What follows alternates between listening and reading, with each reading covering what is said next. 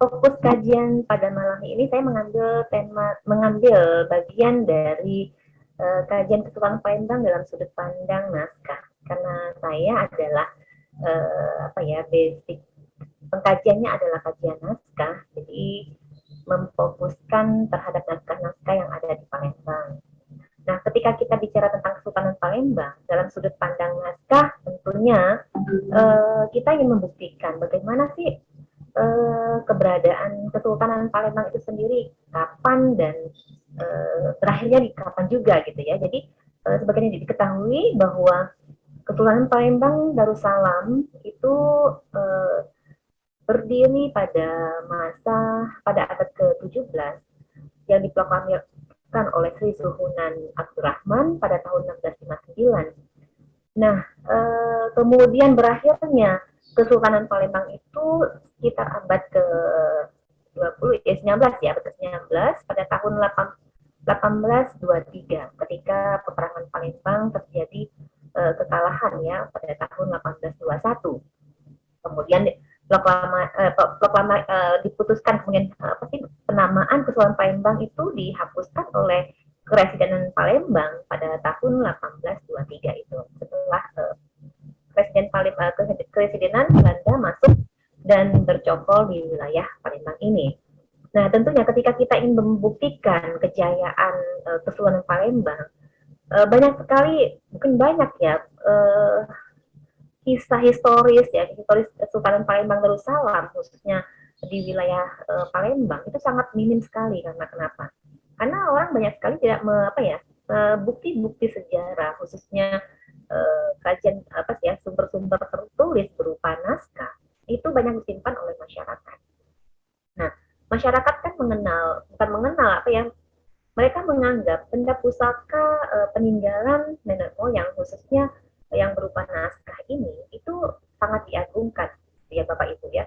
Mereka menganggap bahwa ini adalah benda pusaka yang tidak boleh dibaca, bahkan hanya ditaruh misalnya dalam sebuah tempat, bahkan dibungkus dengan kain. Nah, itu sehingga bagaimana kita para peneliti, akademisi untuk menggali itu. Nah, ini efek mungkin karena mereka ketidaktahuan, bahkan mereka diamanatkan ketika mungkin mendapatkan ini adalah warisan keluarga dibungkus dengan kain putih. Nah, menganggap itu hal yang sangat-sangat mempunyai arti yang itu gimana gitu ya, sehingga untuk dibaca pun tidak boleh.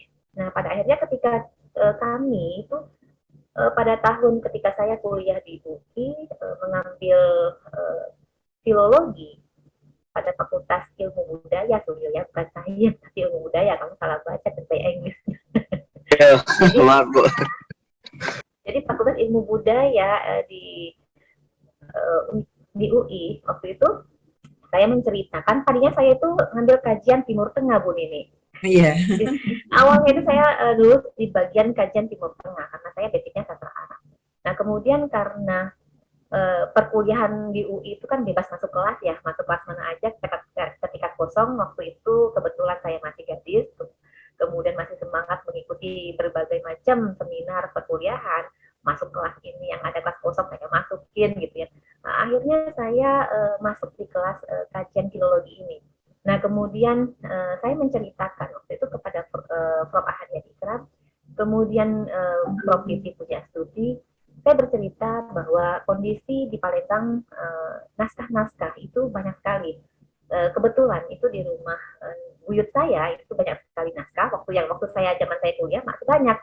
Ketika saya pulang itu sudah nggak ada lagi. Jadi sangat menyedihkan sekali. Jadi saya bercerita bahwa Prof, di rumah buyut saya itu ada satu lemari dan ada satu peti saya gitu. Nah, itu bentuknya yang kayak Prof sajikan itu. Wah, kalau itu di Palembang. Iya, saya kan orang Palembang, Prof. Terus saya cerita, terus saya waktu libur saya foto juga. Terus saya, nah ini betul kayak naskah ini. Terus akhirnya saya itu dibujukin ya, baru kuliah 2 bulan. Kalau nggak salah, di bulan ketiga saya pindah ke filologi. Jadi ketika saya langsung konsultasi dengan ketua jurusan yaitu dokter terus kajian Timur Tengah itu dokter ya Allah lupa saya namanya, istrinya juga dokter waktu itu bareng dengan saya yang bahasa Inggris Prancis kalau nggak salah. Aduh lupa saya. Karena 3 bulan masa komunikasinya ya, Mbak, sebentar sekali. Nah, jadi ketika saya cerita, saya bilang ke Prof, udah kamu pindah aja ke filologi. Akhirnya tuh saya 3 bulan kuliah di kajian Timur Tengah. Akhirnya saya konsultasi, kemudian bagaimana saya proses perpindahan saya, apakah mulai awal atau tidak. Nah, akhirnya diperbolehkan untuk tidak mengulang dari awal. Tidak dari awal gitu ya, karena saya sering mengikuti perkuliahan, karena dari awal saya ikutin gitu kuliah ini, yang filologi saya ikutin, yang kajian sastra saya ikutin, bahkan juga di Belanda juga saya ikut gitu. Nah, akhirnya saya diberikan kemudahan untuk proses perpindahan. Ini cerita ya, flashback masa lalu. Nah, kemudian saya bercerita tentang Kesultanan Palembang. Saya bilang sangat minim sekali informasi kajian historis tentang Kesultanan Palembang ini. Ya, bagaimana tidak, di masa lalu kejayaan Palembang sangat besar ya. Buktinya yang mendapatkan penamaan Darussalam itu hanya beberapa wilayah kan ya, seperti Aceh Darussalam, Palembang Darussalam gitu ya, dan Brunei Darussalam. Nah, jadi itu merupakan kerajaan kesultanan terbesar di wilayah Nusantara khususnya. Nah, kemudian penggalian tentunya kita tidak bisa ingin membicarakan bukan cerita ya, mengungkapkan suatu peristiwa itu harus dibuktikan dengan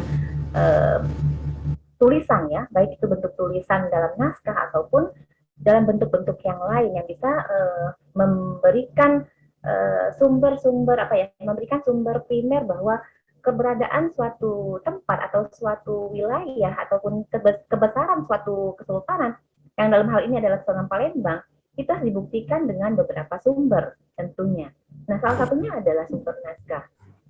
Nah, ketika kita bicara naskah, orang kan masyarakat itu bicara naskah itu agak-agak mereka takut. Ketika awal-awal itu saya mengajak Prof Hadiat ke Palembang itu, mereka nggak mau mengeluarkan naskah-naskahnya di awal-awal itu ya. Di awal saya kunjungan pertama nggak mau, kemudian saya mengajak orang Jepang juga, kemudian Prof Hadiat Ikam dan Bu Titi bersama rombongan yang lain. Akhirnya ada komunikasi yang baik antara kami, intens akhirnya dikeluarkan naskah-naskah itu. Nah, sehingga masyarakat bahkan para akademisi saat ini bisa mengakses karena kami telah membuat katalog naskah Palembang sehingga dapat diakses oleh adik-adik mahasiswa, rekan-rekan teman-teman akademisi di Palembang untuk menulis ya berbagai aspek kajian ya, tentunya tentang kajian sosial ataupun kajian-kajian yang lain yang menyangkut tentang isi naskah. Salah satunya tadi Bu Endang telah mengkaji wayang Palembang ya begitu. Nah, jadi ketika kita bicara Kesultanan Palembang, jadi kita bicara Kesultanan Palembang. Apa sih buktinya? Nah, jadi seperti itu. Jadi buktinya adalah sumber dari naskah yang kita ambil. Naskah itu apa? Wong orang kan masih agak-agak bingung ya, bagi masyarakat. Kalau nggak kenal ya maka dia nggak tahu. Nah, naskah tentunya ini adalah tulisan tangan ya, yang kita temukan yang usianya tentu ratusan tahun yang lalu. Nah, kemudian ketika kita membicarakan soal naskah, tentu isinya banyak berbagai aspek. Ketika bicara tentang Kesultanan Palembang, tentu juga sangat luas dan sangat global. Kesultanan Palembang, ya, Kesultanan Palembang Darussalam. Nah, nama Darussalam itu selalu ditempelkan pada Kesultanan Palembang Darussalam. Jadi karena itu ada unsur itu pemberian dari Turki ya. Jadi ketika itu, nah, jadi isi naskah ini sangat beraneka ragam sehingga kita ketika ingin membuktikan keberadaan Kesultanan Palembang, kita mencari istilah kata keberadaan kesultanan itu sendiri seperti apa. Nah, banyak naskah yang kita temui ya. Di antaranya misalnya ada naskah yang berisikan tentang silsilah pangeran. Nah, silsilah pangeran ini berisikan tentang siapa-siapa saja yang telah menduduki jabatan ya silsilah itu ya. Siapa yang pertama, siapa yang kedua, selanjutnya siapa gitu. Itu ada sumber-sumber tertulis yang kita dapat di Palembang. Tidak hanya di Palembang sebetulnya, beberapa karya tentang yang berisi informasi tentang Kesultanan Palembang Darussalam kita temukan juga di sumber di berbagai tempat ya, perpustakaan nasional, kemudian di Leiden juga ada gitu ya, kemudian dan banyak lagi gitu. Nah, ini adalah yang saya tampilkan adalah sumber-sumber naskah Ketukan Palembang Darussalam yang ada di Palembang. Nah, ini berupa silsilah pangeran ya, silsilah pangeran yang membuktikan bahwa ada, bahwa Ketukan Palembang Darussalam itu memang ada, benar adanya gitu. Nah, jadi tinggal lagi masih banyak perlu nih suryo-suryo teman-teman adik-adik yang lain ini penggalian yang lebih mendalam terhadap ini mau diapakan gitu ya. Kita membuka peluang sekali untuk terhadap sumber-sumber primer yang berupa naskah seperti ini. Nah, ada lagi misalnya kita ketika Sultan Badarudin misalnya bagaimana mengungkapkan rasa cinta. Nah, itu ada juga di karya-karya Sultan sendiri, yaitu syair senior Costa ya, Costa ya, senior Costa, senior Costa tulis saya gitu ya, senior Costa. Jadi di sini dituliskan bahwa alamat surat senior Costa Sultan Badarudin. Sultan Badarudin adalah Sultan Palembang ya. Sultan Badarudin mengarang cerita masa di Palembang. Benar-benar menyebutkan Palembang, bahwa menunjukkan bahwa ini adalah seorang pemimpin yang ada di Palembang. Lagi bertahta. Nah, lagi bertahta berarti dia lagi sedang menduduki jabatan ya sebagai sultan. Akan menjadi pelipur cinta. Jadi dia menulis karangan tentang pelipur cintanya itu dalam syair Senior Costa ini. Syairnya begitu bagus dan iluminasi hiasan bingkai yang dibuat itu Palembang cenderung berwarna merah gitu ya. Jadi hiasan bingkainya itu cenderung berwarna merah, bahkan banyak lagi menggunakan iluminasi yang menggunakan tinta emas yang itu memang benar-benar emas. Ya Bapak Ibu ya, menunjukkan kebesaran Palembang Darussalam pada saat itu. Jadi pada tahun 2003 ketika kami melakukan penelitian atas naskah Palembang, kemudian dibuat dalam bentuk katalog naskahnya, itu kita benar-benar ngecek tinta emas yang digunakan di dalam naskah. Nah, ketika kita cek itu kadar emas naskah itu adalah kadarnya kisaran 18 sampai 20 karat ini Bapak Ibu. Jadi membawa alatnya benar, kemudian ini benar-benar emas apa enggak gitu ya. Jadi ketika itu diusap kemudian muncullah kadar itu seperti itu. Jadi kisaran antara ada yang 18, ada yang 20 karat. Nah, itu ketika kita temukan di lapangan. Nah, kita lanjutkan. Tidak hanya kisah-kisah romantis tentunya yang mengisahkan tentang keberadaan kesultanan ya khususnya. Ini tadi kisah-kisah romantis tentang cinta ya, pelipur cinta yang dibuat oleh Sultan Palembang ini, Sultan Badarudin. Ada juga beberapa naskah yang menceritakan tentang kehidupan tentang peperangan ya, tentang peperangan Palembang, yaitu syair Perang Menteng. Nah, sebetulnya lebih cocok berjudul syair Perang Palembang karena Menteng itu sendiri adalah nama Mutinghe. Mutinghe itu nama dari Belanda ya yang memimpin perang pada saat itu, Belanda. Lebih cocoknya saya kira adalah syair Perang Palembang. Ketika baca bagaimana berapi-apinya perang itu terjadi.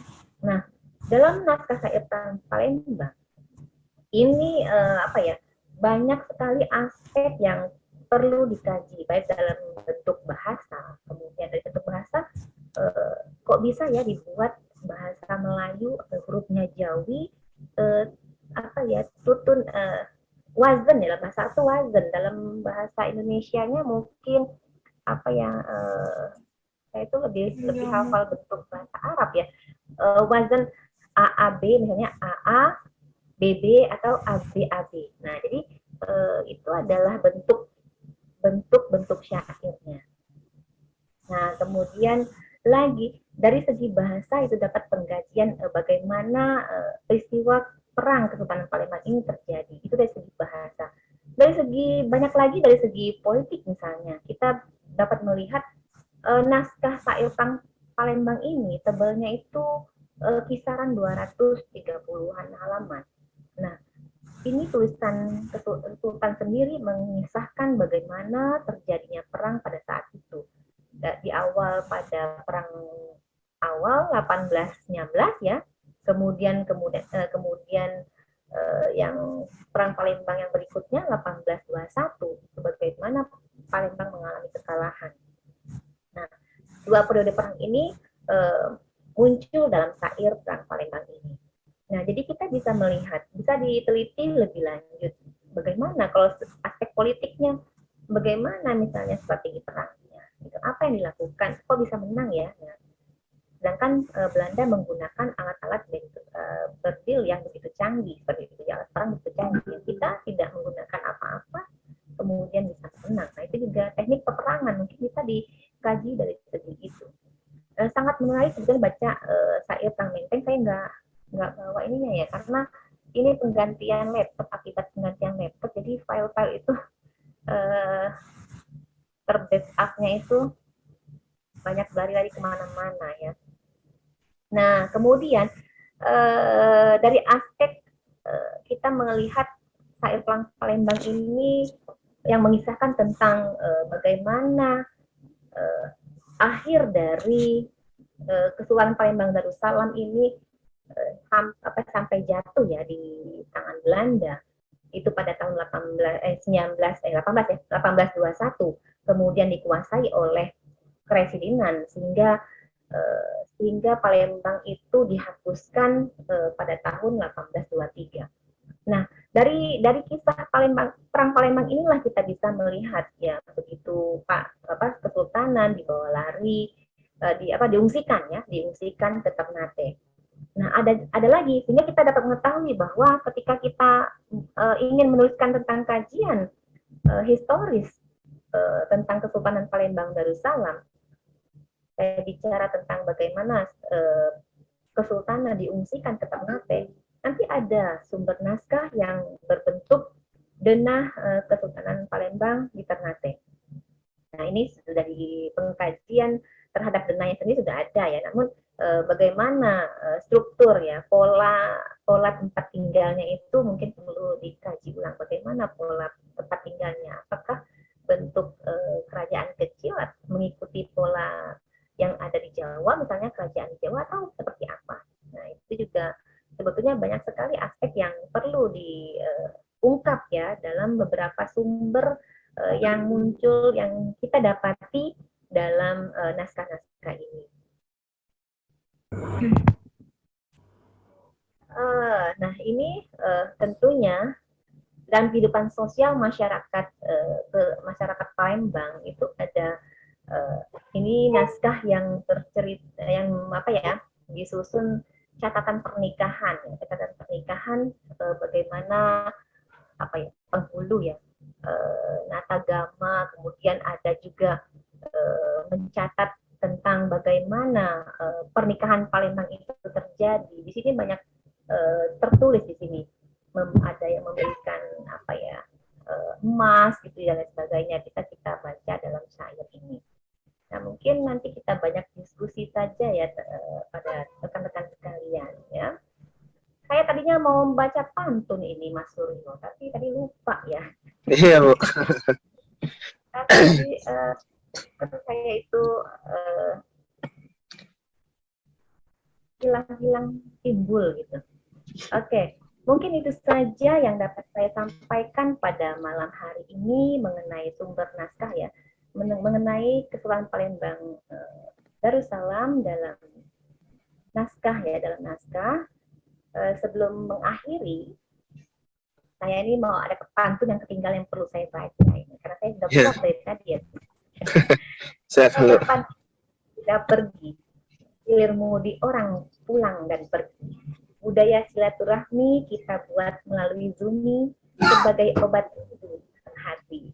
Oke, terima kasih. Mungkin saya akhiri perjumpaan webinar ini dengan mengucapkan salam. Wassalamualaikum warahmatullahi wabarakatuh.